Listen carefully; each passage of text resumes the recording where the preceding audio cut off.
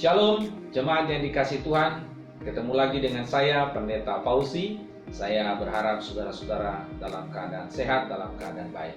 Hari ini renungan firman Tuhan saya beri judul Teladan Seorang Mama. Kita dasarkan di dalam 1 Samuel pasal yang pertama ayat 19 sampai ayat yang ke-28. Izinkan saya membaca di dalam ayat 27 dan 28. Demikian firman Tuhan. Untuk mendapatkan anak inilah aku berdoa, dan Tuhan telah memberikan kepadaku apa yang kuminta daripadanya. Maka aku pun menyerahkannya kepada Tuhan seumur hidup. Terserahlah ia kiranya kepada Tuhan. Lalu sujudlah mereka di sana menyembah kepada Tuhan. Saudara-saudara, ketika saya membuka album-album lama ini dan saya melihat foto mama saya teringat beberapa tahun yang lalu pada waktu mama masih hidup. Ketika itu usianya 80 tahun.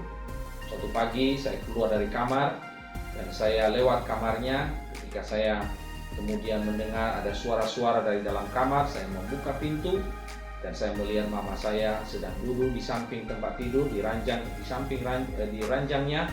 Lalu dia melipat tangannya dan kemudian dia berdoa.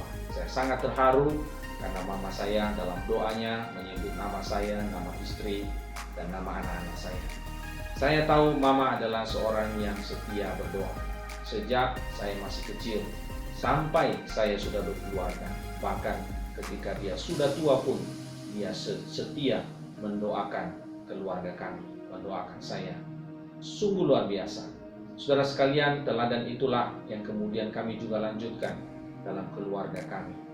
Seringkali istri saya mendoakan anak-anak saya ketika mereka sedang tidur, bahkan dia tumpang tangan kepada mereka. Mereka didoakan supaya mereka punya masa depan yang baik, hidup mereka senantiasa memuliakan Tuhan.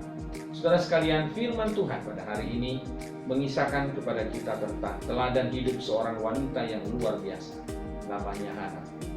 Hana menjalani hidup yang tidak mudah, penuh dengan tekanan, penuh dengan kesulitan, dan bahkan cemooh. Kenapa? Karena Hana adalah seorang wanita yang mandul. Tetapi Hana tidak putus asa. Dia seorang wanita yang berdoa. Dia tekun berdoa. Bahkan ketika dia mengalami tekanan dalam hidupnya, ia terus berdoa dan makin berdoa. Dan saudara, akhirnya Tuhan mendengar dan Tuhan menjawab doa Hana.